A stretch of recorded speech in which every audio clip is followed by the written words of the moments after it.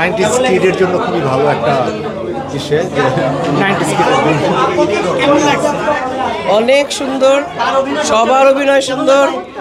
আর জাহিদ হাসান ভাই, জাহিদ হাসানি এত সুন্দর লাগছে, একদম অন্যরকম ঘটনাগুলা নিজেদের। আসলে এই জেনারেশনের জন্য আসলে অনেক উৎসাহমূলক মুভি, সবাই দেখলে মানে ওল্ড অ্যাক্টরসরা এত সুন্দর অভিনয় করতে পারে, এটা দেখার পর আসলে অনেক ভালো লাগছে। অবভিয়াসলি করছে, লাইক আমরা সবাই এই জন্যই দেখতে আসছি, কারণ ট্রেলার দেখে যেটা মনে হচ্ছে যে মনে হবে এই জেনারেশনের জন্যই আসলে মুভিটা বানানো। আর আসলে ছবিটা খুব ভালো দেখছে, আমার সামাজিক ছবি, বড় থেকে ছোট সবাই মানে এই ছবিটা দেখতে পারবে আমার মনে হয়। তো আমার কাছে ভালো লাগছে। না না না না, এটা দিয়ে বোঝানো গেল যে বাংলা সিনেমার যে কালচারটা, আমাদের যে ছোটবেলা, আমাদের যে বড়বেলা, এগুলো নিয়ে যে একটা দারুণ একটা ফিল্ম হতে পারে এবং সেটা ঈদের মধ্যেই হতে পারে, মানুষ ক্ল্যাপ দিতে পারে, সেটা এটা দিয়ে প্রমাণ হয়ে গেছে। আমার কাছে তো মানে এটা অন্যরকম একটা এক্সপিরিয়েন্স, কারণ এত জাহিদ আঙ্কেল আমি একই চরিত্রে অভিনয় করেছি, সে বড় পার্ট, আমি ছোটো পার্ট।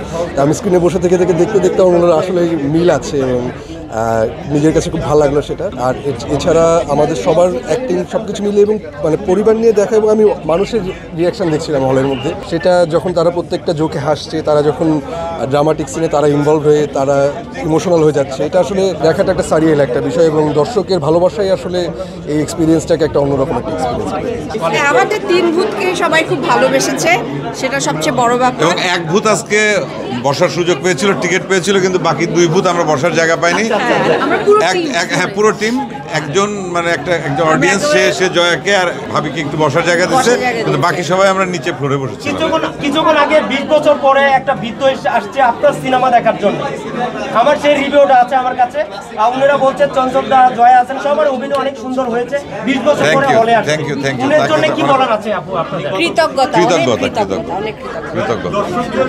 এইটা বলে প্রকাশ করা যাবে না। হ্যাঁ, দর্শক হাসছে, কোথাও কোথাও তাদের মন খারাপ হচ্ছে, পাশ থেকে একজন করছে, হ্যাঁ এইটাই তো আসলে আনন্দ, এটাই তো পাওয়া। অনেক সিনেমাতে অনেক ফান লেগেছে, সব ক্যারেক্টার অনেক ফানি ভয়েস দিয়েছে। খুবই রিয়েলিস্টিক, আসলে ছবি থেকে অনেক কিছু শেখার আছে, আসলে বাস্তবতা নির্ভরভিত্তিক। সবার অভিনয় ভালো লেগেছে এবং সব সিনিয়র আর্টিস্ট, সব থেকে বড় কথা সব সিনিয়র আর্টিস্ট অভিনয় করেছে, খুবই সুন্দর।